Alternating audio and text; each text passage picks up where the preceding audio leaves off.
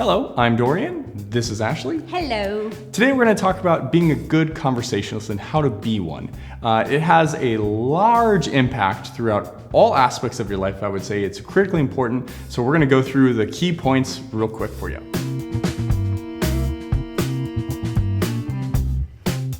Oh yes, I'm excited about this one because having this skill will impact you professionally, socially, just in all, like Dorian said. Dating, yeah, for sure. dating, Yep. Exactly. So these are the tips and the tricks that we learn to be good conversationalists. Let's do it. The first one is be a good listener, or learn to listen, or just listen. In order to be, it sounds kind of counterintuitive a little bit, in order to be a good talker, you need to be a better listener first, because that impacts how you're going to respond to things, finds topics of conversation for you to discuss with someone and keep the conversation going. So number one, be a good listener. Everyone loves talking about themselves. And that's really one of the first things you can learn to be a good conversationalist, no question, right? Oh yes, someone can immediately sense if you're not listening to them and you're just kind of like looking around, or you're not answering like a follow-up question, or you're just like, A really easy thing that you can do is to just listen to what they're saying, and then from there ask your follow-up questions and keep them talking about themselves. It actually keeps the pressure off of you. Yep, so be a good listener. And the second point is, and we touched on it a little bit in the first one, is be genuine. Be actually interested in the person you're talking to. If you're not, it's gonna come off very badly. They're gonna know it right away. They're gonna know that you're just going through the motions, or you feel like this is some social thing you absolutely have to do, but you really don't want to. So be genuine in that, and learn to have an interest in people and start wanting to talk to people, because if you don't, it very easily comes off as being disingenuous, and it's really, really bad. So that's number two. It's rude. And also just treat everyone as if they're worth talking to, because I think it's really easy to learn a lot from someone by just giving everyone an equal opportunity and a chance to have a conversation. Simple, hard to do, but get really good with lots of practice. Be genuine about wanting to have a conversation. And the next point is be complimentary. That doesn't mean lavish the person with just like, gushing and just, I love you, you're the best thing ever, I can't even imagine I'm talking to you. Not like that. Just, find a little something. The easiest thing to do when you're getting into a conversation with someone, even to start a conversation, is to say something about their physical appearance, like they're wearing glasses. I love your glasses. Oh, thanks. They're really cool. Where'd you get them from? Oh, they're Barton Pereira. Now you're in a conversation. Yeah. A lot of guys, I think, tend to think this makes them look gay or effeminate. I don't think so at all. I think if someone clearly is wearing like a cool pair of glasses, or like an interesting color, they have an interesting hair color, that is clearly something that they put thought into, that they would probably like to talk about. Yeah, since I started. I'm sure whenever you get a compliment, you probably instantly feel great. You open up, you feel a little more at ease. Oh, well, that person's really nice. And it gives that person the opportunity now to start a conversation, and where everyone can let their guard down. Yeah. So that is an easy way to improve this skill. Just say something nice about them, a couple things every now and then, or compliment them and be like, they use a nice word, be like, wow, I love that word. I don't know why. Just little things like that will have a big impact. So just remember, be complimentary.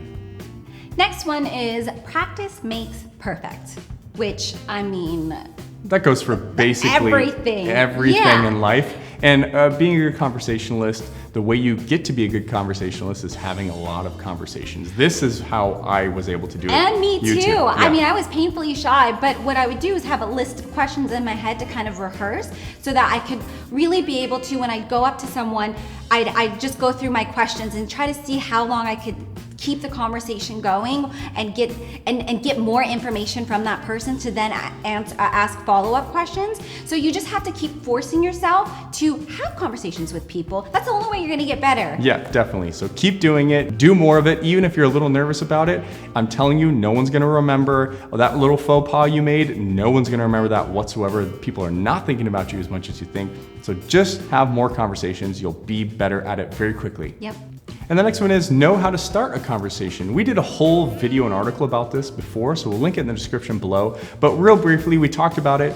Give someone a compliment. That's the really easiest way. One, no question. The easiest one to instantly open someone up is to give them a compliment, or if they're carrying some kind of drink or food or something, reference that specific thing. Or if you're at an event for a specific thing, you can say oh, how did you like XX? Or if you're at a party that's hosted by someone, That's true. then you can go up to them and say, oh, so how do you know Jerry? If you know that Jerry's throwing the party, basically. So figure out a way to start a conversation. No one really ever remembers that about a conversation. It's just the entree in. Yep. So again, we have a whole video and article about conversation starters, so check it out.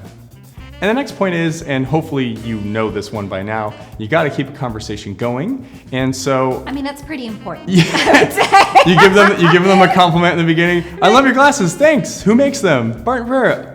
Okay, bye.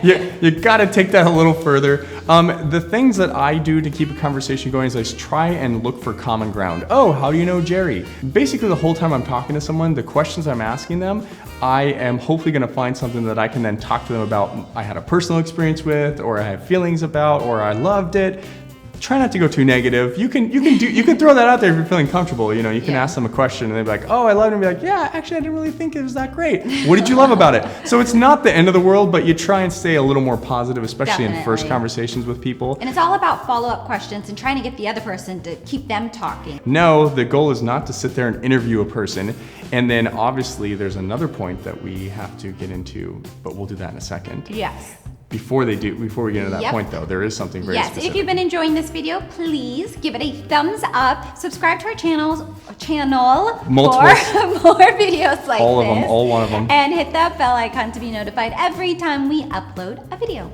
So obviously, if you're in a conversation, you also need to know how to end a conversation. Yes, I still have a tough time with this. I do practice constantly to figure out the smoothest transition out of a conversation. You're so beyond good at this. The easiest way to end a conversation is kind of bluntly, actually. It isn't like if you're starting to get like awkward pauses between stuff and you're running out of topics, to me, that's the quickest and easiest thing. If you're at an event, I say, oh, you know what? I'm gonna go grab a drink. And then I kind of bail. Or pardon me for a second, I need to go say hello to someone, or excuse me for a second.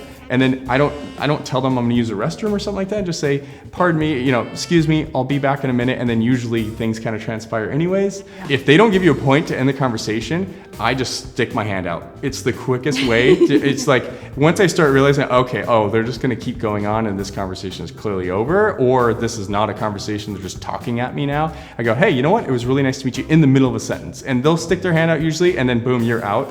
I'm like Band-Aid right off right away, because it's just gonna go downhill from there. Sometimes it's necessary. Yes, it is. So guys, hopefully that helps you with your conversation and being a better conversationalist. Yep. Let us know if you have any questions in the comments below, and check out those other videos we've done that are more in depth about beginning and ending conversations as well. And so we'll see you in the next one. Yeah, bye. Bye.